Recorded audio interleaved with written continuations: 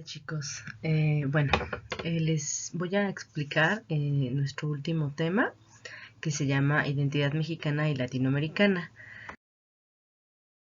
Y pues bueno, aquí las preguntas que tenemos son, ¿qué significa, no, ser mexicano o qué es lo mexicano? Ajá, ¿qué es lo que caracteriza a ese ser que llamamos mexicano? Y por otro lado, si hay un ser que sea propiamente latinoamericano, ¿no? Y cuáles serían las características de dicho ser. Entonces, la cuestión aquí, ¿no? Con este tema y con estas preguntas es que hay que remitirnos a, pues en buena medida, toda la historia que ha habido en México.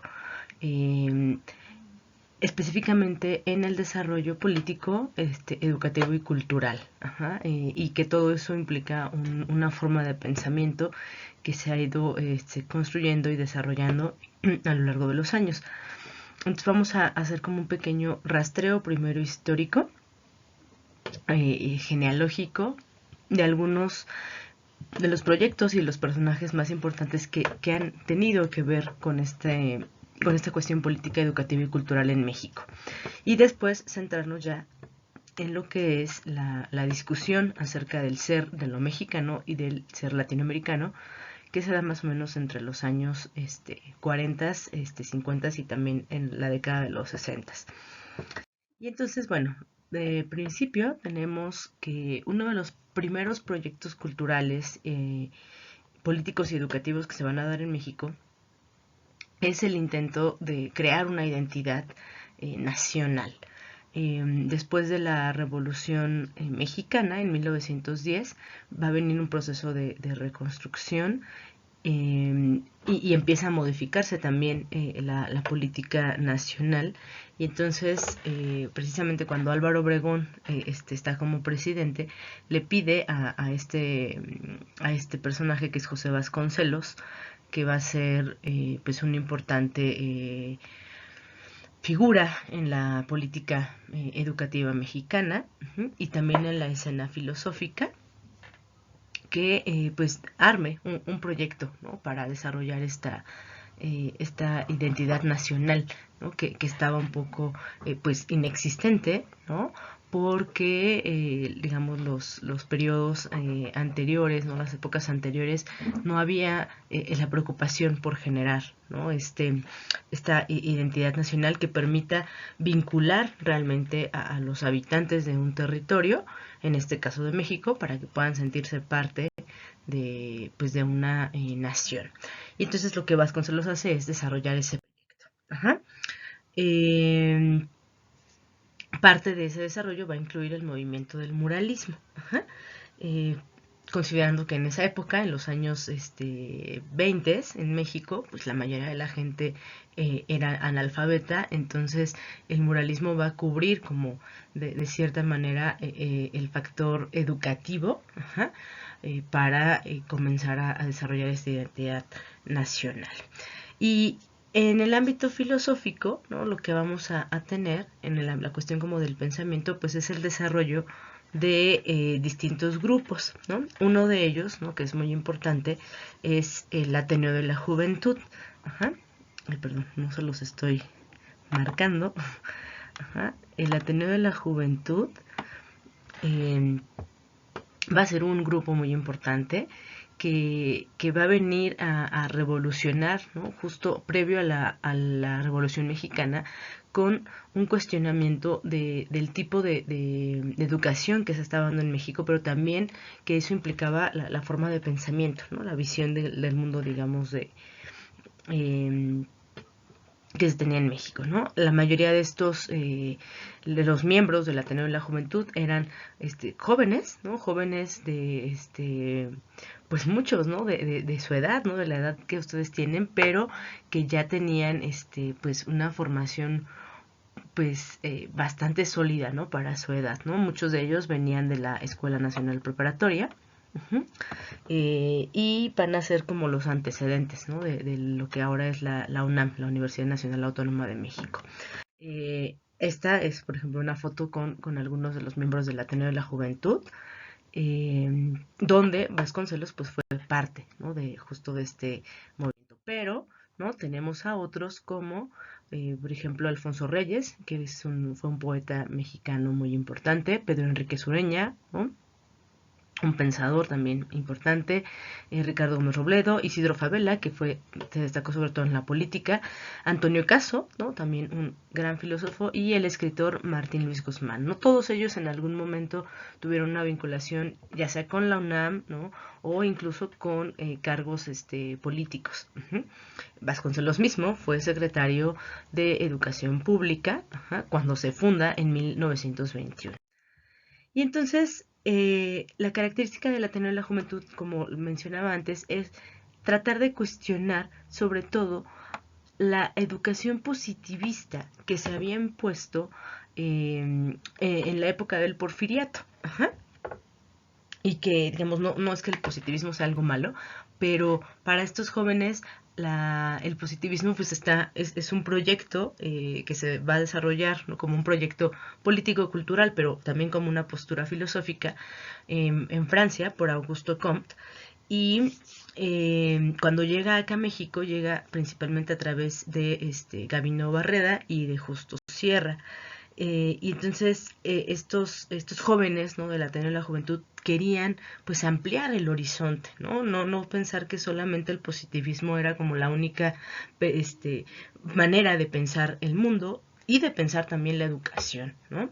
Entonces, en ese punto, ellos van a empezar a leer, ¿no?, a hacer círculos de discusión, conferencias y demás, donde se discuten a otros filósofos, ¿no?, que justo son filósofos bastante contrarios al positivismo, como el caso de Nietzsche, Bergson, Platón, Kant y bueno, algunos otros.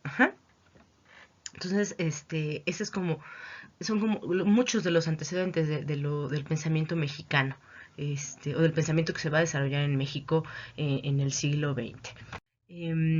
Después, ¿no?, ya en la década de los 50, ¿no?, y de los 60, va a darse otro gran proyecto político-cultural, ¿no?, que también va a tener una gran incidencia en la educación. Y justo en ese punto es donde, digamos, está enmarcada la discusión acerca del ser mexicano y del ser latinoamericano. Y entonces este proyecto lo desarrolla Jaime Torres Bodet, que fue también otro gran personaje de la política y de la cultura nacional. También fue secretario de la SEP cuando Adolfo López Mateos era presidente, ¿no? Y de cierta manera no es una continuación del proyecto de Vasconcelos, es más bien como una renovación o una reformulación del proyecto, pero la intención sí era incidir sobre todo en la esfera pues cultural y educativa, ¿no? Y un logro, por ejemplo, que va a tener Torres Bodet va a ser la creación de la Comisión Nacional de Libros de Texto Gratuito, que hasta la fecha sigue existiendo, ¿no? Y que son pues estos libros que nos dan cuando nosotros cursamos la primaria, la secundaria, y que están, ¿no?, diciéndonos de dónde venimos, que es México, nos dan esta formación de saberes elementales, y al final pues eso está conformando un tipo de individuo que vive en este territorio que llamamos México, ¿no? Entonces, pues ese es otro proyecto importante. Y bueno, ya cuando llegamos, ¿no?, precisamente a la época de los 50 y de los 60, es cuando va a darse esta discusión como más fina, más profunda, acerca de qué quiere decir lo mexicano, y qué es eso que podríamos llamar el ser latinoamericano. Por supuesto, esto también coincide no solo con acontecimientos a nivel nacional, ¿no?, como estos proyectos culturales que son antecedentes, sino también con pues acontecimientos de tipo político en Latinoamérica, ¿no? Hay que pensar, por ejemplo, que en Latinoamérica pues digamos en esta época de los 50 y los 60 está habiendo una consolidación de cierto modo de cada uno de los estados-nación latinoamericanos, ¿no? Y cuando lleguemos a la época de los 70 va a venir pues una especie de quiebre por todas las dictaduras que se van a empezar a imponer.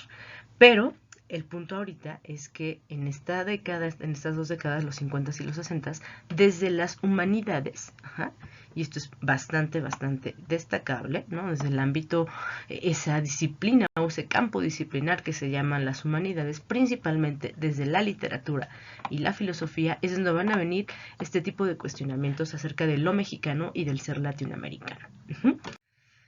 Y entonces, esa es como la parte del antecedente como político, histórico, ¿no? El contexto. Pero en términos de los antecedentes teóricos que van a posibilitar la discusión sobre el ser mexicano y el ser latinoamericano, lo situamos, por un lado, ¿no? Sí, con el proyecto vasconcelista, porque estaba intentando Vasconcelos desarrollar una identidad nacional, ¿no? Decir de dónde venimos, ¿no? Si pensamos en el muralismo, y perdón, ahí ahorita ya no les puse esa imagen, pero seguramente ustedes conocen este mural que es de José Clemente Orozco, que está en el antiguo Colegio de San Ildefonso, que es un museo que está en la Ciudad de México, ahí en el Zócalo, donde está Cortés y la Malinche.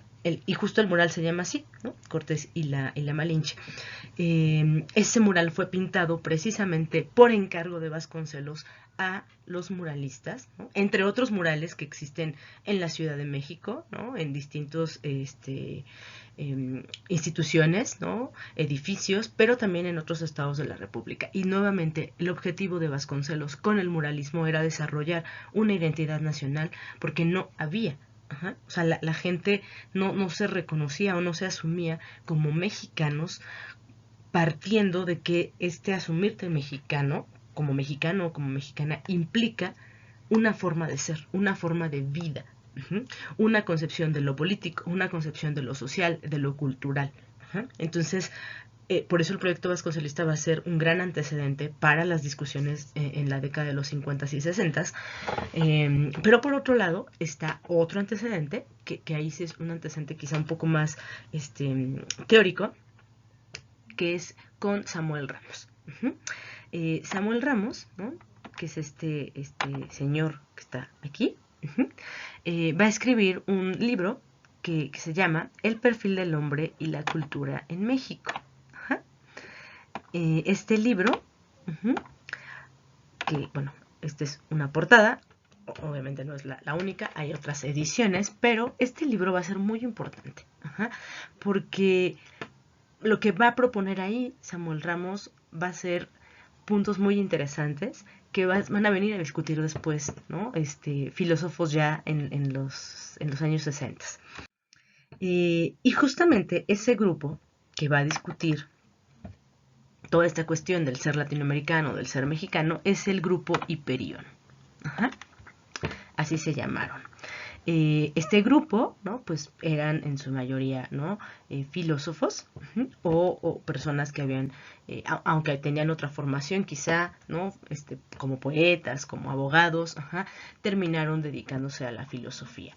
Y entre ellos, los miembros del grupo Hiperión, encontramos a Emilio Uranga, Luis Villoro, ¿no? Ricardo Guerra, Joaquín Sánchez MacGregor, y Leopoldo Sea, ¿no? Pero hubo algunos otros. De hecho, por ejemplo, el caso de Luis Villoro no era mexicano, ¿no? Él venía del exilio español, al igual que el profesor de todos estos estudiantes, porque ellos eran, ¿no? Estudiantes de filosofía y conformaron este grupo, nutriéndose de las enseñanzas sobre todo de José Gaos, que fue otro filósofo español que llegó exiliado acá a México.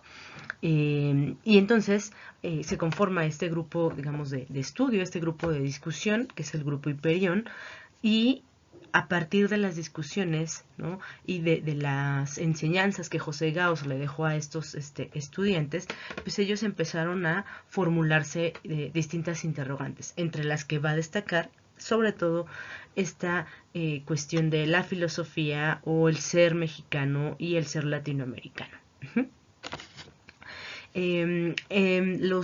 ejes teóricos, o los, digamos, líneas de investigación que les van a permitir enmarcar su planteamiento a estos filósofos del grupo Hiperión son sobre todo la fenomenología, que recuerden que la fenomenología es una corriente filosófica, pero al mismo tiempo es una metodología, ¿no?, para hacer filosofía.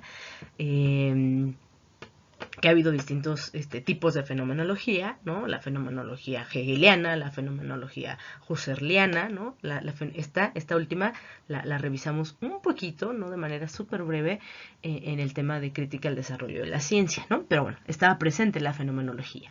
Por otro lado, también se nutrieron el grupo Hiperión del existencialismo y el historicismo, y retoman a filósofos europeos, como el caso de José Ortega y Gasset, que también es de origen español, el caso de Martin Heidegger, que fue un filósofo alemán, y el caso de Jean-Paul Sartre, que fue pues uno de los grandes filósofos existencialistas franceses.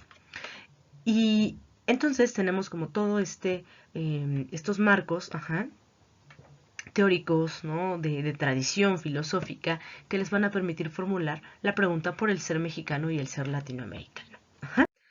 Y bueno, aquí tenemos, ¿no?, estos son, ¿no?, estos miembros del grupo Hiperión y las herencias, ¿no?, que están retomando, ¿no? ¿No? Por ejemplo, acá tenemos a Sartre, que va a ser, o Sartre, que va a ser una gran influencia para ellos.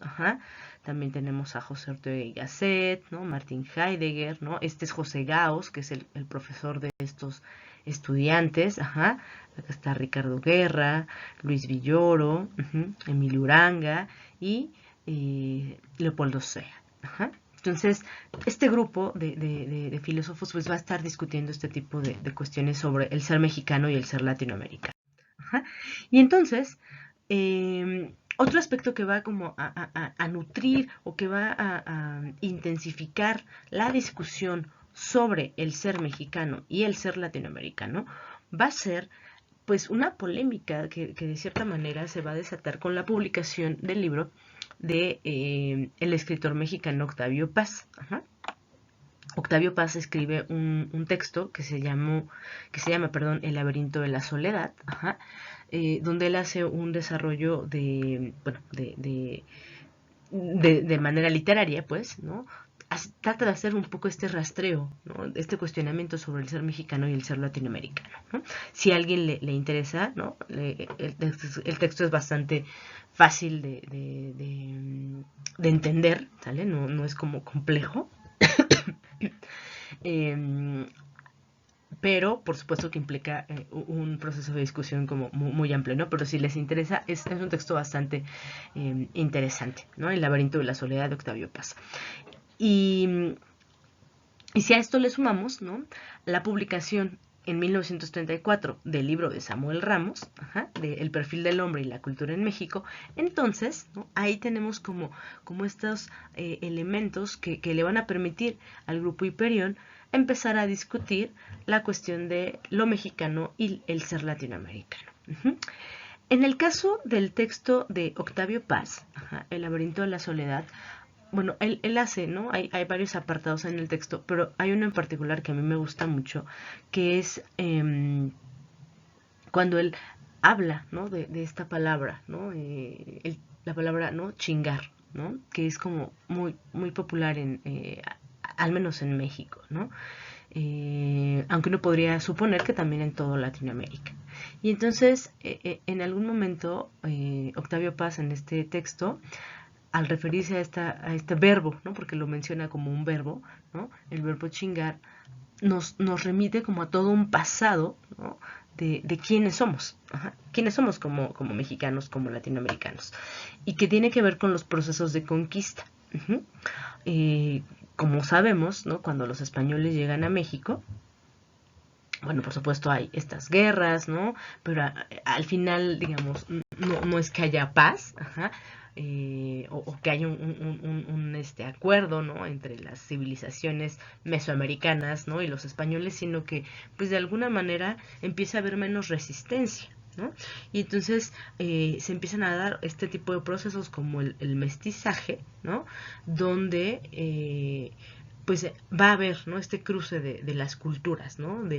Por un lado, ¿no? Las culturas y los costumbres tradicionales que tenían las culturas nativas acá en México y en Latinoamérica, y por otro lado la cultura europea de los españoles. Entonces cuando Octavio Paz remite a esta cuestión del verbo chingar, pues él hace, ¿no? Les pongo un pequeño ejemplo, ¿no? Que si leen el libro, ahí ustedes lo descubrirán con más detalle. Él dice, ¿no? Bueno, si nos dicen hijos de la chingada, ¿a qué se refiere eso, no? O sea, esa expresión tan típica, ¿no? De nosotros, ¿no? Mexicanos, latinoamericanos, ¿a qué se refiere? Y entonces Octavio Paz, ¿no? Empieza a hacer como su explicación de eso, pues señalando, ¿no? Pues es este pasado colonial, ¿no? ¿Quién es la chingada, ¿no? La primera, pues es la Malinche, ¿no? Porque el mestizaje, los procesos de mestizaje en México no fueron procesos armónicos, ¿no? O de acuerdo, de común acuerdo, ¿no? Fueron violaciones. Ajá. O sea, nosotros por eso somos literal y figurativamente los hijos de la chingada, porque es esa mujer violada por los españoles, ¿no? Entonces, digamos, ahí tenemos, ¿no? Como un primer elemento. Eso en el caso del texto de Octavio Paz, El laberinto de la soledad. En el caso del texto de Samuel Ramos, El perfil del hombre y la cultura en México, ajá, él hace un cruce, ajá, que se los pongo, un cruce interdisciplinar, desde la filosofía y la psicología de un psicólogo que fue alumno de Sigmund Freud, que fue a Alfred Adler. Alfred Adler, bueno, va a desarrollar su teoría de psicología, ¿no? Pero uno de los aspectos más destacados de la psicología de Adler es que él habla de que hay una especie como de quiebre, ¿no? A partir de cierto tipo de experiencia, ¿no? Que se da en el inconsciente, y entonces de ahí se deriva un complejo de inferioridad. Ajá. Y entonces Ramos va a retomar esta psicología de Adler, más, ¿no? una formación filosófica que pues, él tenía, y va a remitirse también a este pasado, ¿no? A esta cuestión histórica, ¿no? Del pasado de México, desde, ¿no? El aspecto precolonial, o sea, antes de la llegada de los españoles y de todos estos procesos, ¿no? de violencia colonialista. Por otro lado, ya cuando está, ¿no? El desarrollo colonial, ¿no? Que se vuelve la Nueva España, que empieza a haber justo esta cuestión de la evangelización, por ejemplo, por parte de los frailes, ajá, el mestizaje, ¿no? El cambio de lengua, ajá, o sea, dejó las personas, claro, no inmediatamente, pero en un proceso dejaron sus lenguas olvidadas y comenzaron a hablar castellano, ¿no? Hasta llegar a dos acontecimientos importantes que van a determinar mucho el perfil, ¿no? Justamente de lo que es México, que son la independencia, ajá, y la Revolución Mexicana. Entonces, Ramos utiliza como todos estos elementos, ¿no? Por un lado, la filosofía, la psicología de Adler y esta cuestión histórica, para poder exponer qué es ese ser mexicano, ¿no? Pero como introduce esta cuestión sí, de la psicología de Adler, entonces, ajá, pues su caracterización, ajá, del ser mexicano es una caracterización muy psicológica, ajá, más que filosófica, es una caracterización muy psicologizada, ¿sale? Eso no quiere decir que esté mal, ajá, pero es un tratamiento distinto al cual van a tener los filósofos del grupo Hiperión. Ajá. Pero bueno, primero vamos con Samuel Ramos, ¿no? ¿Qué va a decir Ramos, no? Como les decía, Adler, en rasgos muy generales en su psicología, va a hablar de este complejo de inferioridad, pero cuando Ramos plantea eso desde este pasado y el desarrollo histórico que ha tenido, ¿no? México y que han tenido los mexicanos, él va a señalar cómo en los mexicanos con este choque, ¿no? Colonialista, ¿no?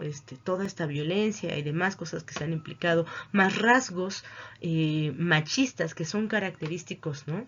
quizá de la misma herencia colonial, pero también quizá propios del mismo ser mexicano precolonial. Uh-huh. Entonces lo que tenemos es la manifestación de este complejo de inferioridad, ajá, en los mexicanos, ¿no? Donde nos percibimos, ¿no? O nos sentimos menores, menos valiosos, ajá, inferiores a los europeos. Ajá. Y entonces, ¿no? Les digo, cuando sumamos este rasgo machista, ¿no? Y eso es bien interesante, igual si les llama la atención conocer de manera más detallada esto, léanse este texto de Ramos, El perfil del hombre y la cultura en México, que en verdad es muy, muy interesante. Y entonces Ramos aquí habla de el peladito. Uh-huh. Y de manera muy general, ¿no? Este peladito es este sujeto que se siente inferior, ajá, pero esta sensación de inferioridad es inconsciente, porque ahí estamos remitiéndonos pues a la teoría freudiana del inconsciente y del consciente, ¿no? Entonces se siente inferior, pero no lo admite, ajá, o sea, no lo vuelve consciente. Y entonces su inconsciente, para de alguna manera como reemplazar ese sentimiento de inferioridad o para no sentirse inferior, lo que va a hacer es tratar de empoderarse. Ajá. Voy a usar esa palabra, ¿no? Para que lo podamos entender, pero no es necesariamente que Ramos haya usado esa o una palabra que a mí me guste en particular, pero de alguna manera buscamos como quitarnos ese complejo de inferioridad. ¿Cómo? A través de una reversión, digamos, de esa inferioridad, ¿no? ¿Y de qué manera, no? Y aquí vinculándolo con lo que veíamos también con Octavio Paz, ¿no? Nosotros como mexicanos solemos decir, es que somos muy chingones, ¿no? O sea, el verbo chingar configuramos de distintas maneras, ¿no? Pero en una como caracterización de adjetivo, ¿no? Como un adjetivo, cuando lo usamos el chingón como adjetivo, lo usamos como para eso, ¿no? O sea, desde el punto de vista de Ramos y esta psicología del mexicano para reivindicarnos uh-huh, frente a estos europeos, en este caso, o a la cultura europea que consideramos superior, ¿no? Y entonces somos bien chingones, ¿no? Nosotros, ajá. O sea, ese tipo de expresiones, en verdad, piénsenlas, ¿no?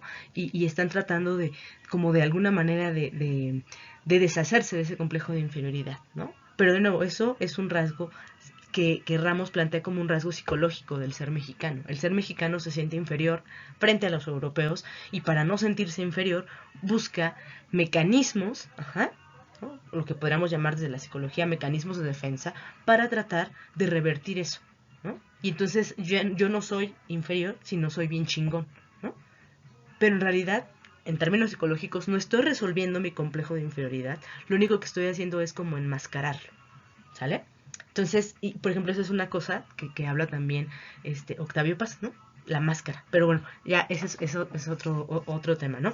Pero el asunto es que mucho de esta psicología del ser mexicano que Ramos expone tiene que ver con el pasado colonial que tenemos, ¿sale? Cómo se fue construyendo ese ser mexicano, ¿no? Pareciera que cuando llegan los españoles hay un corte, ¿sale? Pero tú no puedes, al menos no, o bueno, puedes tú cortar como de tajo una cultura, ¿no? Y todos los hábitos, costumbres que han desarrollado por siglos, ¿no? En este caso las culturas mesoamericanas, pero en términos de su desarrollo psicológico, no puedes cortar eso. Entonces siguen arrastrando, según la explicación de Ramos, se está arrastrando como corte y esa carencia, ¿no? O sea, hay como algo de lo que carecemos los mexicanos porque la colonia vino a romper con muchas cosas, ¿no? Entonces por eso se nos presentan como huecos, ¿no? O que podríamos ver manifestados en esta idea del complejo de inferioridad y tratamos de llenarlos de alguna manera. Uh-huh. Pero pues eso es algo bastante complejo, ¿no? ¿Cómo solucionamos, ¿no? Ese corte, ¿no? Desde nuestra psicología, por ejemplo, ¿no? Implica un gran esfuerzo, ¿no? Que pues realmente no, al menos ¿no? Al momento en el que Ramos publica este texto, no se logra resolver, ¿no? Pero Eso es, ¿no?, la explicación de Ramos, ¿no?, o de Octavio Paz, ¿no? Pero tenemos al grupo Hiperión, ¿no? Y entonces el grupo Hiperión trata de salir de este psicologismo, ajá, de Ramos, no porque piensen que esté mal, sino porque no les parece suficiente. Ellos creen que desde la filosofía, ¿no?, en particular la fenomenología, el historicismo y el existencialismo, se puede, ¿no?, plantear la cuestión del ser mexicano en otros términos, ajá, no solamente en términos psicológicos. ¿Vale? Que esa es una posibilidad. Uno puede describir al ser mexicano o al ser latinoamericano en términos psicológicos como lo hizo Ramos y decir, tenemos un complejo de inferioridad frente a los europeos, ¿no? Porque nos cortaron esa cultura y entonces queda ahí un hueco y entonces nos sentimos inferiores. Pero la manera en la que va a tratar de reformular la pregunta del grupo Hiperión es desde la fenomenología, el historicismo y el existencialismo.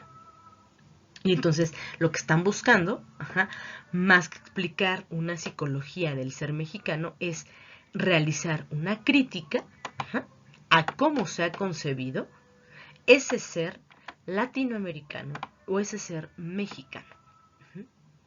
¿Cómo lo concebimos? ¿No? ¿De qué manera? Ajá. Y entonces, por ejemplo, no vamos a ver como cada uno de las propuestas de los miembros del grupo Hiperión, porque sería demasiado, pero al menos mencionar a algunos rasgos, ¿no?, que nos pueden ir dando como ciertas pistas para ver por dónde se van a ir, ¿no? Tenemos el caso de Luis Villoro. Villoro va a ser un filósofo, les digo, él es un filósofo español que llega exiliado acá a México, que se va a enfocar sobre todo en el multiculturalismo. Ajá. También, para que podamos definir el multiculturalismo, tal como Villoro lo está trabajando, también es algo muy complejo. Pero en términos muy generales, la propuesta multiculturalista de Villoro trata de pensar el reconocimiento respetuoso, igualitario, pero también donde se reconocen las diferencias de las distintas culturas que pueden existir en un mismo territorio, ¿no? En el caso de México, pese a todos los procesos de conquista, pese a todos los procesos de la colonia, ¿no?, española, no elimina por completo a las culturas originarias, que son los que ahora nosotros llamamos o grupos originarios o pueblos originarios o los indígenas. Y entonces, en su idea de multiculturalismo, lo que hay que entender es que la posibilidad de que distintas culturas, ¿no?, con formas y expresiones diferentes de vida, ajá, de su lengua, de su vestimenta, de sus creencias, ajá, de sus formas políticas, educativas, etc., puedan convivir sin que las diferencias se anulen, ¿sale?, y sin que tampoco se pretenda absorber, ¿no?, al grupo, ¿no?, y adherirlo a una sola cultura, ¿no? La idea del multiculturalismo sería justo esa, ¿no?, que puedan existir esas distintas culturas, cada una con sus diferencias, sin que ninguna esté por encima de otra, en un mismo territorio, ¿sale? En este caso estamos pensando en México. Entonces, Villoro va a irse por este lado como del multiculturalismo, donde pues, digamos, como una de los primeros objetivos o metas, pues es este reconocimiento a los pueblos originarios, ¿no?, para que se les reconozca, se les respete y de alguna manera el Estado también los proteja. Ajá. Entonces, ese es como un caminito que va a tomar Villoro. Pero cada filósofo del grupo Hiperión se va a ir por distintos. Tenemos otro ejemplo, el caso de Leopoldo Sea.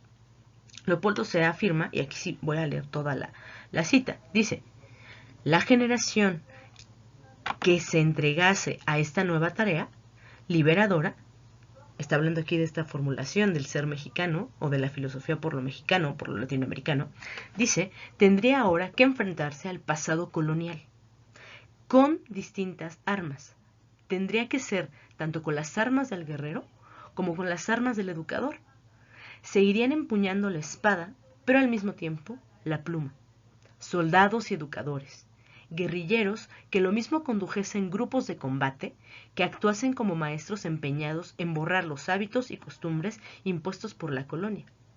Espadas y fusiles para mantener a raya a las fuerzas del pasado colonial, y plumas para escribir libros, y libros para que los americanos aprendiesen qué era la libertad y pudiesen vivir dentro de ella. Ajá. Entonces, de nuevo es este intento de hacer una crítica al pasado colonial, porque es parte, nos guste o no, de nuestro ser.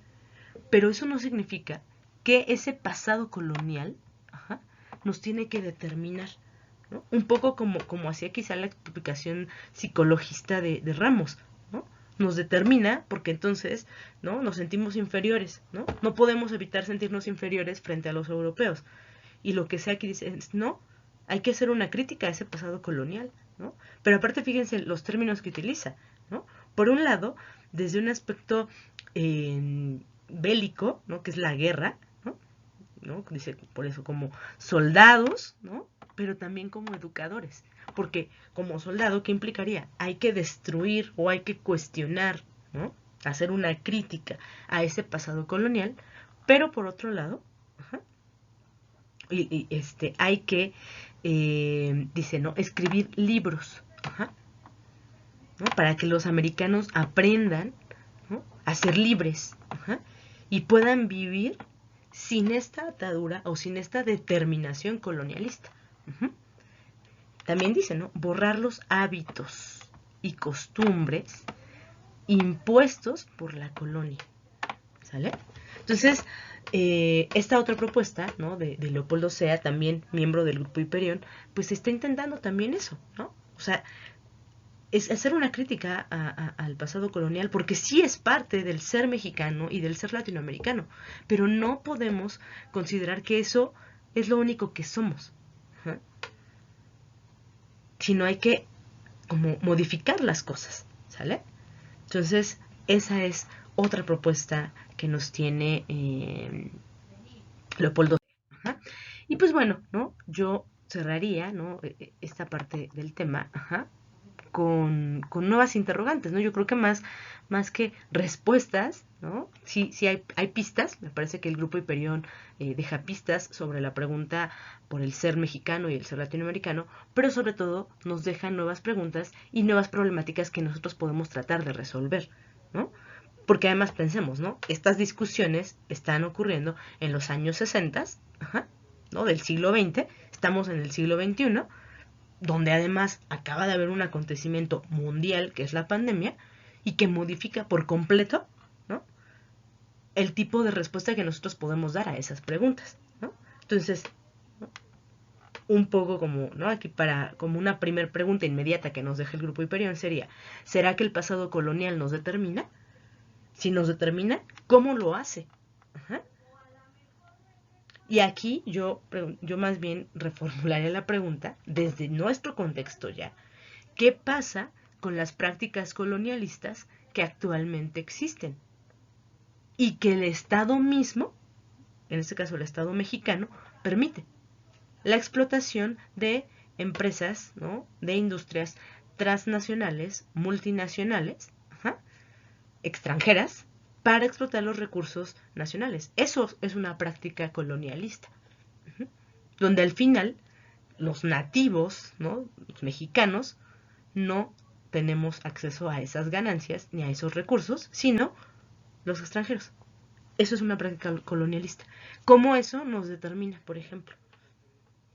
¿En qué términos nos determina? ¿Qué efectos tienen esas prácticas colonialistas actuales? Porque ya no son las prácticas colonialistas, ¿no?, de cuando llegó Cortés acá a América, a México, ¿no? Son otras. Y una última pregunta, ¿no?